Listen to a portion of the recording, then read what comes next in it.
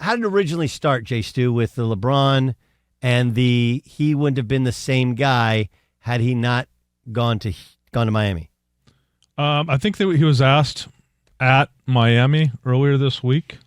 If Miami? If his career would have been any different if he would have not gone to Miami. And he gave a fairly lengthy answer to that. So then at Legion Hoops on Twitter threw it out there to their followers. Do you agree with LeBron? And LeBron went ahead and weighed in on it himself. Yeah, he weighs in. You damn right I would still be. I'm chosen. Ain't nothing changing that. Maybe less is, but dominant from start to finish, like less championships, I guess. At Legion Hoops, LeBron said he'd be just as dominant if he never went to Miami, that's Anthony Chiang, who asked him the question. So the question is this: had LeBron James never gone to the Miami Heat, would he still be viewed by some as the greatest of all time? And I do think LeBron gave a healthy answer the first time, but the problem with social media is you do have a limit in characters. Obviously, he didn't expand his limit in characters.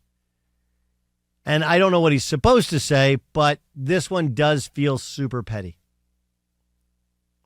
You know? Like, they tweeted it out. He had already answered it. Why does he feel the need to answer it again to support himself? Weird, right? Feels a little weird to me. Feel a little weird to anybody else? Feels a little petty to anybody else? Feels a little insecure to anybody else? It's interesting because I don't know if I'd studied psychology previously, but I've started to study some psychological things within myself, within relationships. Also, these college programs they have, whether it's psychologists or people who try to understand how people think, how they learn, how they act, if they're extroverts, introverts, other things in between. And we do have to take into account that LeBron James still has kind of two anti-Miami biases, or maybe even three. The first is when he initially took the job, when he initially left Cleveland and went to Miami, that first year, he was a villain.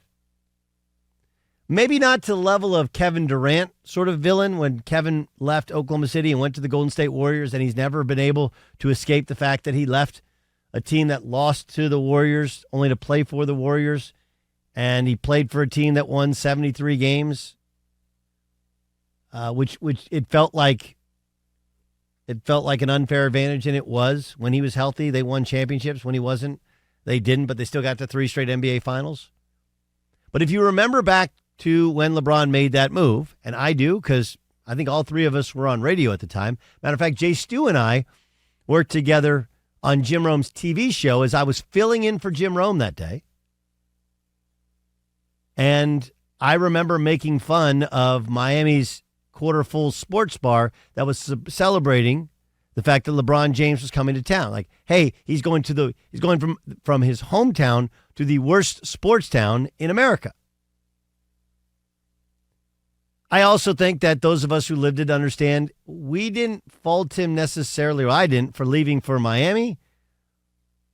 But if you were realistic about it, you had to admit he put together a super team. And the people that were critical of him, they weren't critical for him leaving as much as how he left, where he didn't tell anybody. And then he holds it at a Boys and Girls Club. But the Boys and Girls Club is in Greenwich, Connecticut, one of the richest towns in America. And the big thing was they were raising money for the Boys and Girls Club. Like, at Greenwich? Why wouldn't you raise money for the Boys and Girls Club in Akron? Or even in Miami? Nonetheless, that's what he did. And he wore a black hat that first year. And when they lost in the NBA Finals, people called him out. So there has to be some baggage there. Right? There has to be some baggage there. There has to be some trigger spot where he hears people say, hey, like Miami, you owe Miami something. I would also tell you that LeBron is one of those super selfish, unselfish players. It has to be about him. It has to be his way, right? If you want to coach him, you got to kiss the ring. You do have to motivate him. He's not like he doesn't want to be coached, but you got to acquiesce. And oh yeah, by the way, yes, he likes to make the big pass to let somebody else make the big shot, but he wants it to be known he's the one who created that shot. And that's how he's looking at his career. I don't want to give it anybody to Miami. I would have been awesome anyway. It's like, don't you want to point out to LeBron, like, you came from a 61-win team. You went to the Heat, and Dwayne Wade had already won an NBA title. And then you went and get Chris Bosh, and Ray Allen. So you go from having 4 or 5 good championship caliber NBA playoff teams to now all of a sudden you got one super team. What he did was exactly like what Kevin Durant did. Maybe only even more so because they were all in their prime. Right, Ray Allen was just at the back end of his prime, but he got Ray Allen, Chris Bosh, Dwayne Wade, and LeBron James. Well, he's beating them. Nobody's beating them. Except the Spurs did, in fact, beat them. And probably should have beat them 2 years in a row. But he feels very petty there. Very petty. I would have been the exact same guy if not for Miami. Hey, how about you can just, it's okay to say, because he's been effusive in his compliments towards Eric Spoelstra, has he not? So why can't he say, I played for a great coach, I played for a great organization, it helped grow me, we won championships.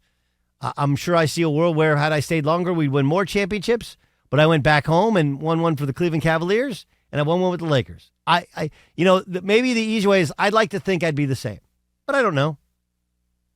But instead, he's talking in factual fashion about a hypothesis or a hypothetical, and the truth is that we don't know, and even if we feel like we do, like he's so good it really wouldn't have mattered, okay, that's possible.